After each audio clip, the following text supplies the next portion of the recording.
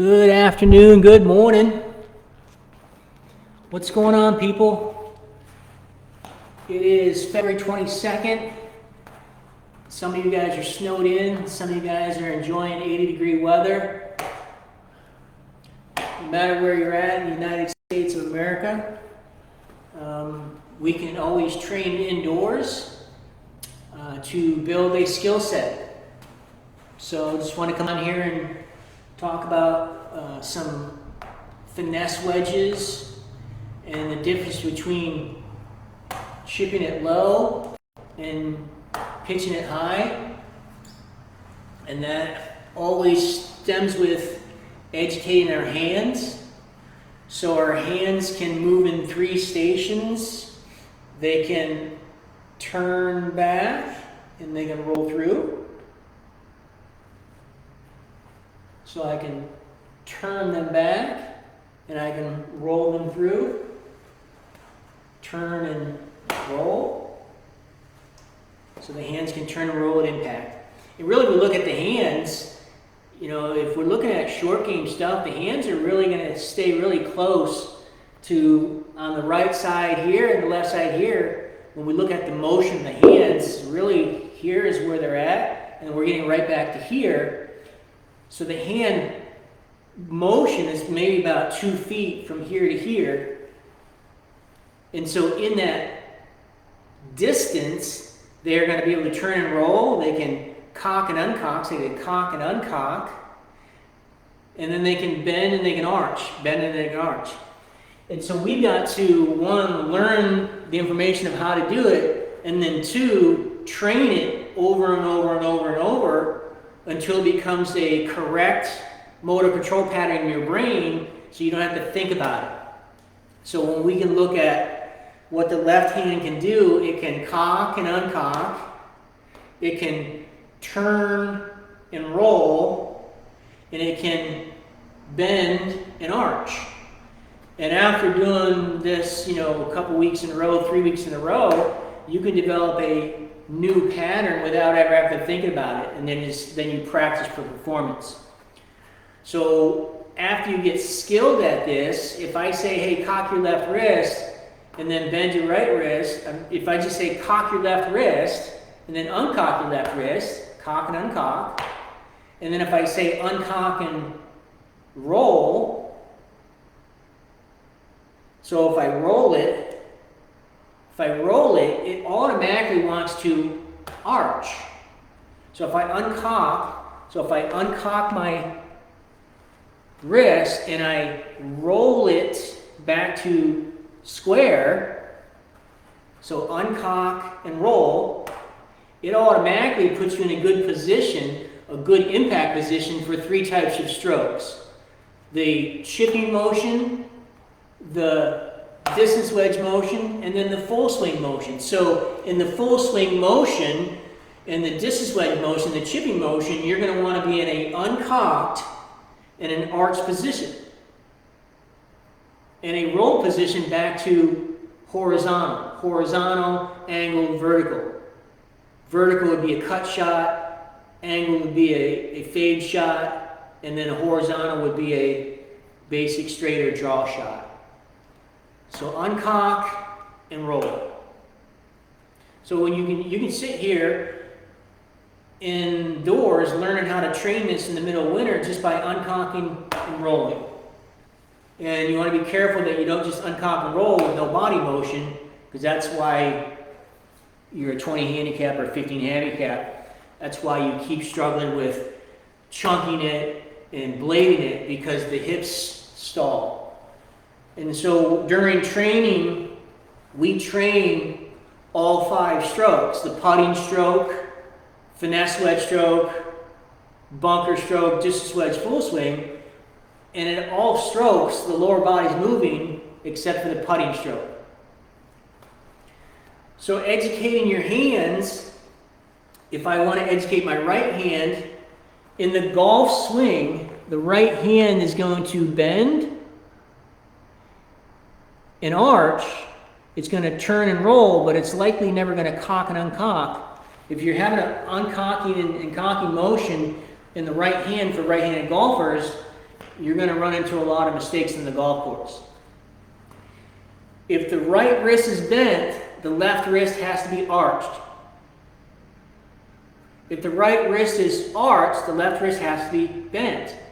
And when you have a arched right wrist for right-handed golfers, you're going to use that motion in a bunker shot. You're going to throw the club head, and you want the club head to pass the hands as quickly as possible and slide right under the sand and flop the ball out.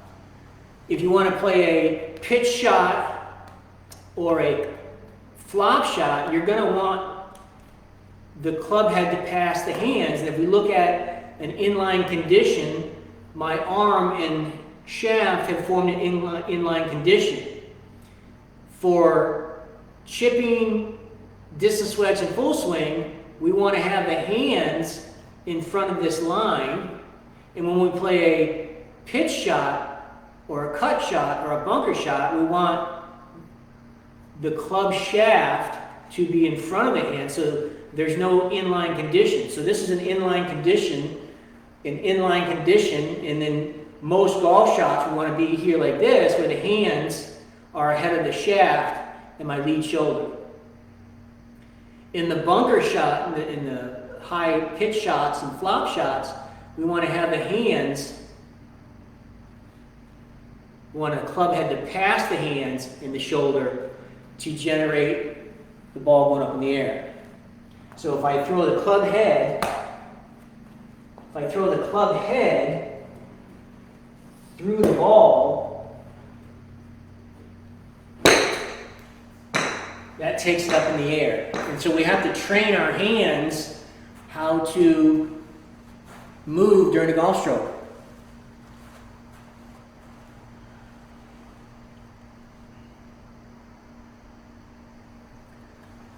So if I cock my left wrist and then I bend my right, that puts the club parallel to the ground and then 45 degrees. So if I cock my left wrist, that puts the club shaft parallel to the ground, and if I bend my right wrist, that should put it at a 45-degree angle. Now from there, if I get in the golf posture and I just turn my shoulders back, the only thing turning is my shoulders. Cock my left wrist, bend my right, turn my shoulders. That puts me in a perfect backstroke or startup for all swings. Finesse wedge, it's a startup for finesse wedge and finish. It's a startup for distance wedge. Here's the finish. And it's a startup for full swing.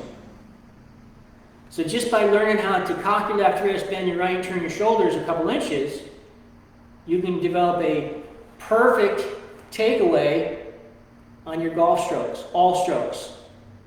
Pitching and chipping, distance wedge, full swing. Now once we've learned how to cock the left wrist and bend the right, and we get our backstroke for finesse wedges, we got to learn how to start the downswing. Most people are trying to take their lead arm and pulling, and that's where you run into challenges of blading and chunking and so forth. But if I just allow the club head to drop, that's uncocking the wrist. If I let it drop and then make sure at the same time it drops, I turn my shoulders and my chest and I turn my hips and my knees, all I'm doing is I'm letting that acceleration, I'm just going to carry it through.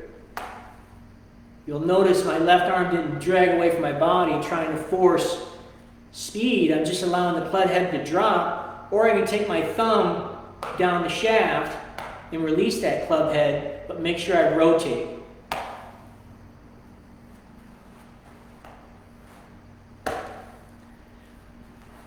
And if you look at the distance in my hands, I said my hands are really going to only move this far in the golf swing.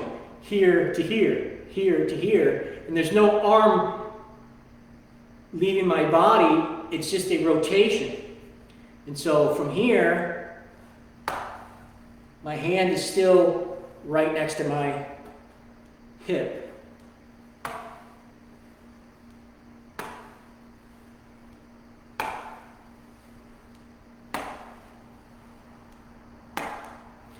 And so I'm uncocking and I'm rolling. So if I uncock and roll, that would be a nice chip shot. It'd keep the ball low on the ground and roll out. So uncock and roll. Uncock and roll where there's no club head passing the hands. We want to have the hands continue to stay in front where this left wrist stays arched.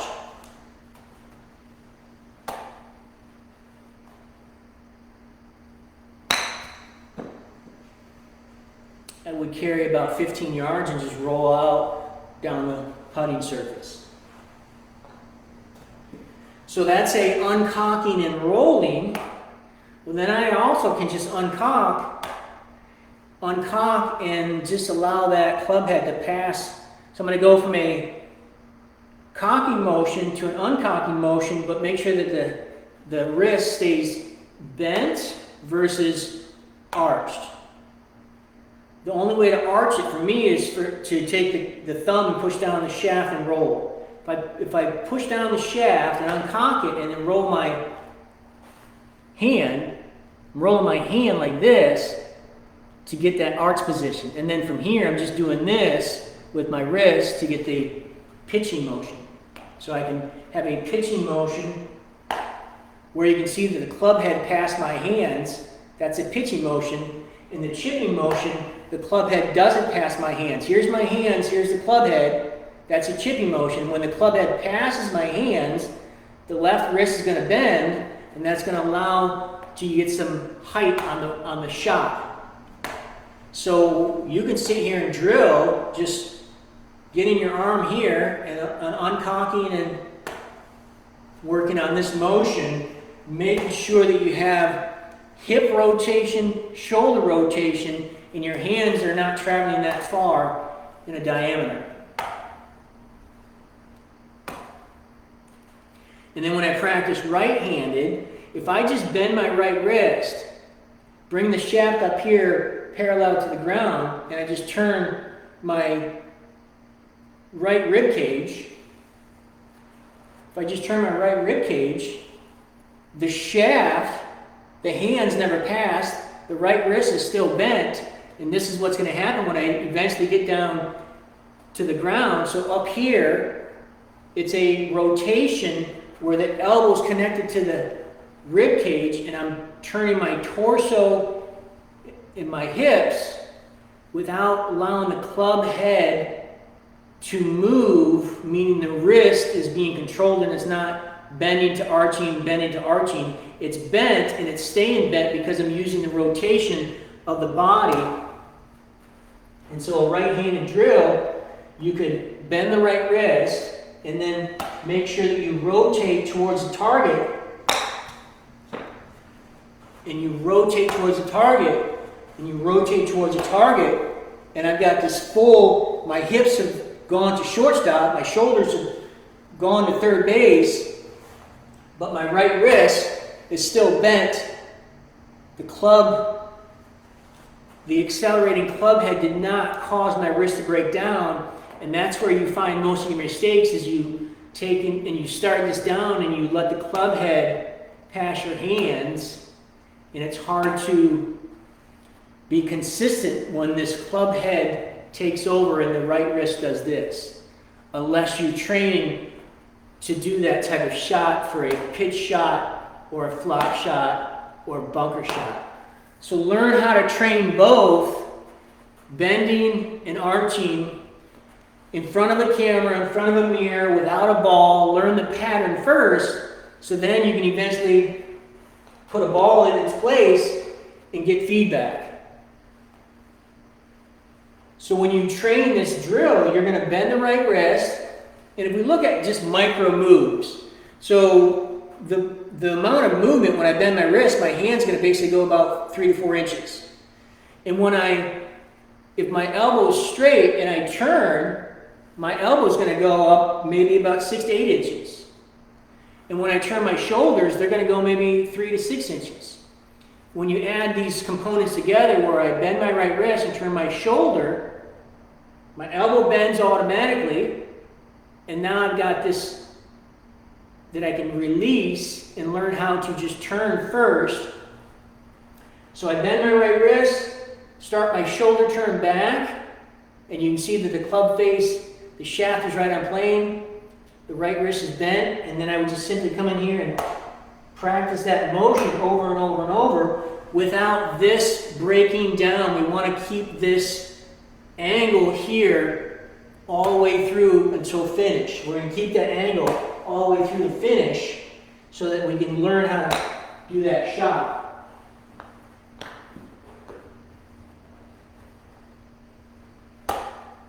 So bend the right wrist, bend the right elbow, turn the shoulder a couple inches, and work on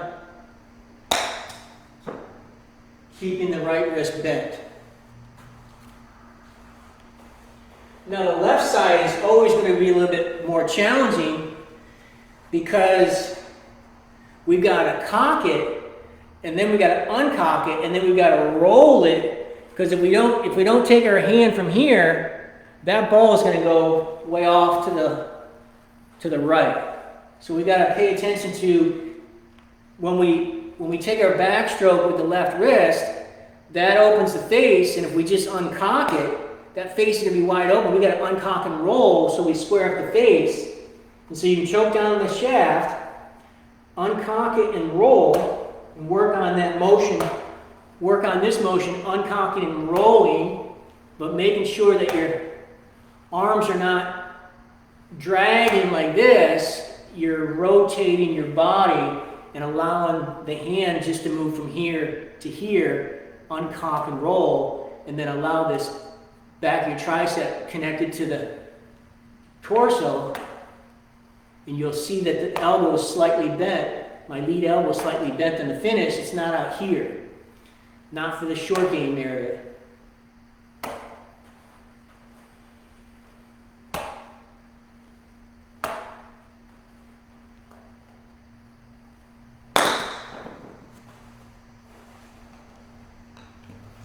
The left hand is always going to be harder, and so you got to really allow that to drop versus trying to accelerate it or pull with the left side.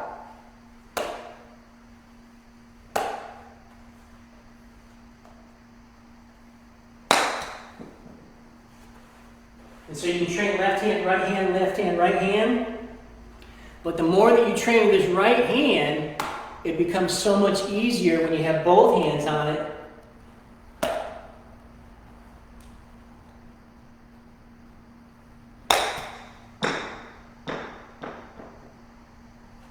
And you'll notice I had a full finish and follow through, even though my hands and arms were right about here. So really in the short game, finesse wedges, we're just having our elbows really close here. We're just turning our body this way and our body this way. There's not a lot of extension. It's connection for control and accuracy. And if the hips have not been trained and the knees have not been trained of how to rotate, you're going to have a hard time scoring low around the greens and pitching it and chipping it close.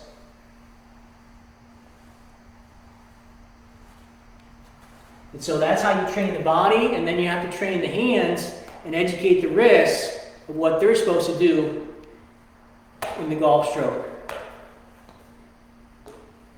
But the easiest shot to learn is this chipping motion here. We have a 14-minute video on how to train your lower body for finesse wedges and your lower body for the full swing. And then we've got quite a few trainings on how to educate your hands of how to cock and uncock, turn and roll, bend and arch. So the hands can bend and they can arch, they can cock and uncock, they can turn and roll. And so if you guys want to learn how to drop 10 strokes and then you want to train how to drop 10 strokes in the next 90 days, well, just get on my calendar and let's see what you got to do and what it's going to take for you to do that.